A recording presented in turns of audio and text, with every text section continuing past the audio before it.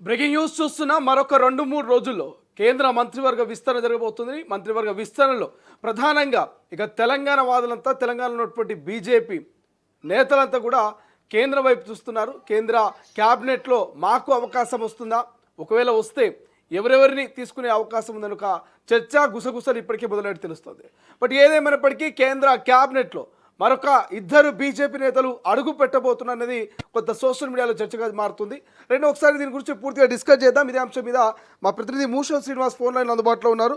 So Musham, ఇప్పటికే తెలంగాణ నుంచి ఇద్దరు కేంద్ర మంత్రులుగా ఉన్నారు, మరొక ఇద్దరికి ఛాన్స్ వచ్చే అవకాశం ఉన్నట్టు కొంత చర్చ జరుగుతుంది. ఇందులో వాస్తవం ఎంత, అవాస్తవం ఎంత?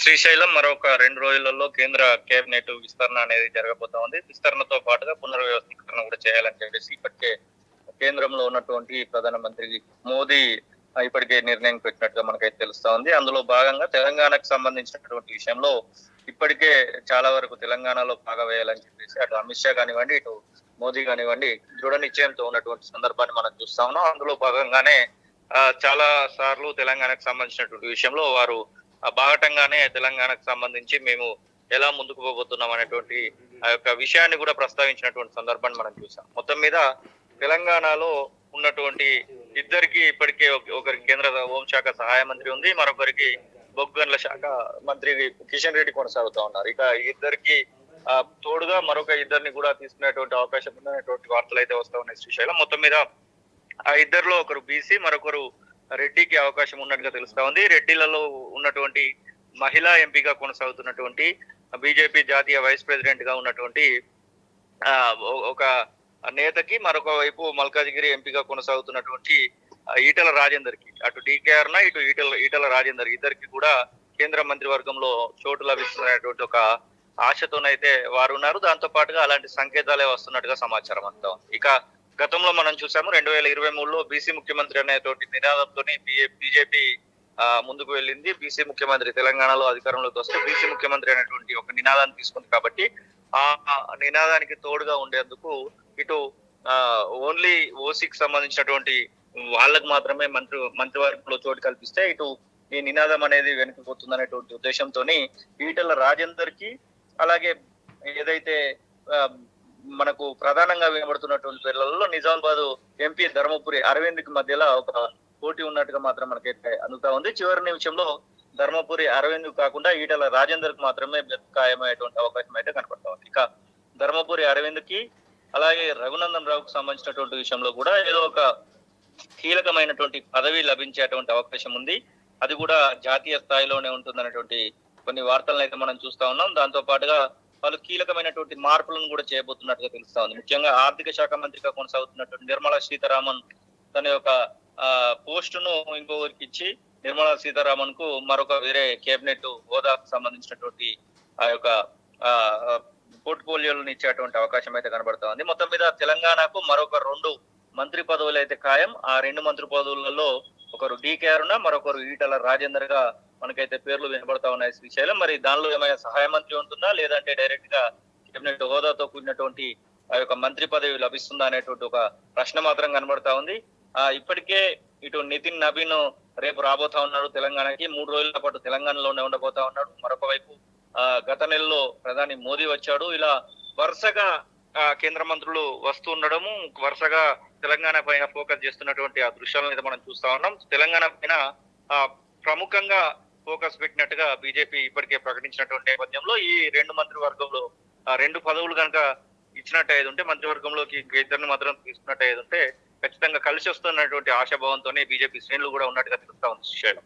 Right, thank you Musham, thanks for update. ఇది ఓవరాల్గా ఇక కేంద్ర క్యాబినెట్లో తెలంగాణకు సంబంధించినటువంటి కొంతమంది నేతలు అడుగు పెట్టబోతున్నట్టుగా కొంత చర్చ జరుగుతుంది. సో ఈ నేపథ్యంలోనే తెలంగాణ బీజేపీ సీరియస్గానే ఉన్నది. అధికారం దక్కించుకోవడమే కేంద్రంగా ఏం చేయాలో అన్నీ చేయడానికి సిద్ధపడుతోంది. సేమ్ చంద్రబాబు తరహాలో. అవును, చంద్రబాబు కూడా ఎక్కడ తగ్గాలో ఎక్కడ నెగ్గాలో తెలిసినవాడు. పరిస్థితులు ప్రతికూలంగా ఉన్నప్పుడు, ఏటికి ఎదురెదుతున్నప్పుడు ఎవరితోనైనా చేతులు కలుపుతాడు.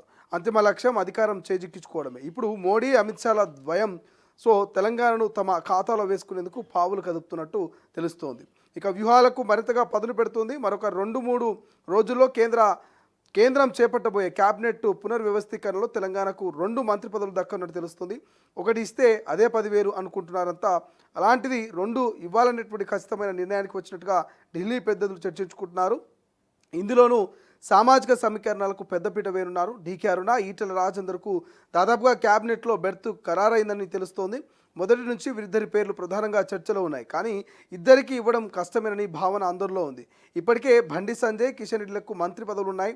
మరో ఇద్దరికి ఇవ్వకున్నా ఈటెల రాజేందర్కు వస్తుందనే ప్రచారం ఉండే ఆయన బీఆర్ఎస్ పార్టీని వీడిన తర్వాత అమిత్ షా అభయం మేరకే బీజేపీలో చేరారు. ఇక మల్కజ్గిరి లోక్సభ స్థానం నుంచి ఆయన ఎంపీగా గెలిచారు. కేసీఆర్ ప్రభుత్వంలో ఆర్థిక శాఖ మంత్రిగా ఆయనకు అపార అనుభవం ఉంది.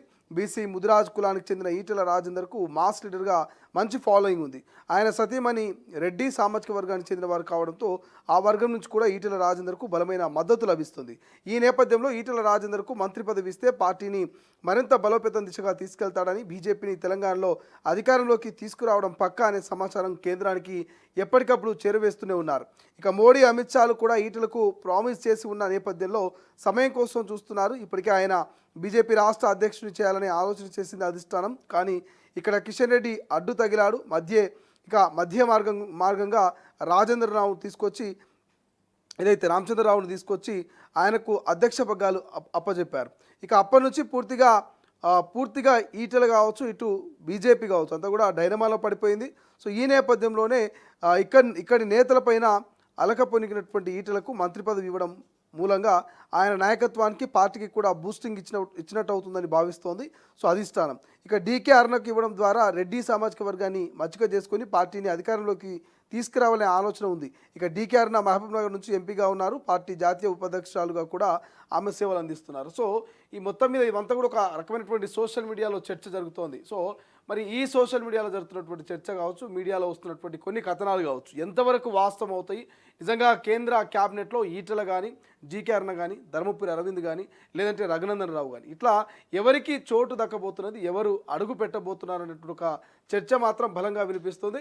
బట్ చూద్దాం కేంద్ర క్యాబినెట్లో నిజంగా మరి ఇద్దరు బీజేపీ నేతలకు కేంద్రం అవకాశం ఇస్తుందా, మరి తెలంగాణనే వ్యూహంగా చేసుకొని, తెలంగాణలో గెలుపునే లక్ష్యంగా చేసుకొని ఈ కేంద్ర క్యాబినెట్లో తెలంగాణ వాళ్ళకు మంత్రి పదవులు ఇవ్వబోతుందా, అసలు ఏం జరుగుతుంది, ఎవరు అదృష్టవంతులు అనేది భవిష్యత్తులో చూడాలి.